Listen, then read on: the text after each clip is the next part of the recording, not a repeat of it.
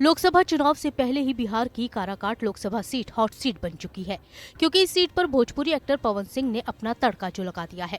मतलब Bhojpuri film star Pawan Singh ने काराकाट से चुनाव लड़ने का ऐलान कर दिया है। पवन सिंह के ऐलान के बाद बीजेपी की मदद से दोबारा लोकसभा पहुंचने की कोशिश कर रहे राष्ट्रीय लोक मोर्चा के अध्यक्ष उपेंद्र कुशवाहा का चुनावी संकट बढ़ गया है। पश्चिम बंगाल की आसनसोल सीट से बीजेपी का टिकट लौटाने वाले भोजपुरी फिल्म स्टार पवन सिंह अब यहां से निर्दलीय चुनाव लड़ सकते हैं।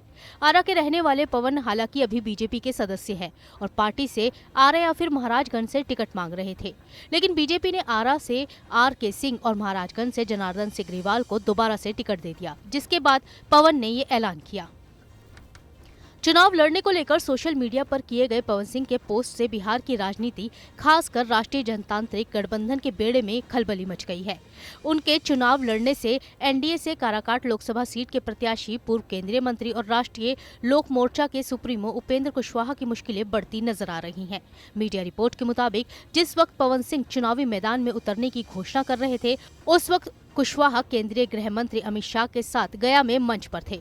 वहीं 10 अप्रैल को मीडिया से बात करने के दौरान उपेंद्र कुशवाहा ने पवन सिंह के सवाल को ही विषय से बाहर बता दिया। उसी को हम दोहरावे कि साइंस के विद्यार्थी को कॉमर्स का सवाल क्यों पूछ रहे हैं, आगे बढ़िए ना। चुनाव कैंपेन में आप घूम रहे हैं सर, एनडीए की तरफ से जनता का रिस्पांस कैसे है? जनता का रिस्पांस तो देख रहे हैं कि 12 बजे रात में लोग यहाँ उपस्थित हैं। हर जगह रिस्पांस बहुत अच्छा है। दरअसल पवन सिंह के ऐलान के बाद यहां का मुकाबला दिलचस्प हो गया है। उनके सामने इंडिया गठबंधन से माले के प्रत्याशी राजा राम सिंह उम्मीदवार हैं, तो वहीं उपेंद्र कुशवाहा की सीधी टक्कर राजा राम सिंह से मानी जा रही थी। लेकिन अब पवन सिंह ने काराकाट से चुनाव लड़ने का ऐलान कर दिया है, जिसके बाद ये मुकाबला त्रिकोणीय बन गया है। बात करें काराकाट सीट पर जातीय समीकरणों की, तो इस सीट पर यादव वोटर की संख्या करीब 3 लाख से ज्यादा है।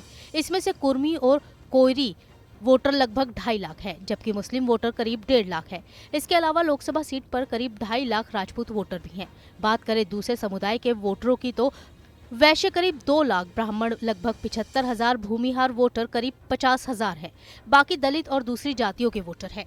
अब बात करते हैं पवन और कुशवाहा के बीच होने वाली टक्कर में मिलने वाले वोटों की, जिस पर इन दोनों प्रत्याशियों को भरोसा है। तो जानकारों का मानना है भोजपुरी सुपरस्टार पवन सिंह को स्वर्ण वोट मिलने का भरोसा हो रहा है। साथ ही पवन सिंह के लिए राजपूत और भूमिहार का वोट निर्णायक साबित हो सकता है। हालांकि उपेंद्र कुशवाहा को भी स्वर्ण वोट से ही जीत मिल सकती है। माकपा माले के राजा राम सिंह कुशवाहा को पार्टी के कैडर वोट के अलावा आरजेडी के कोर वोट की उम्मीद है।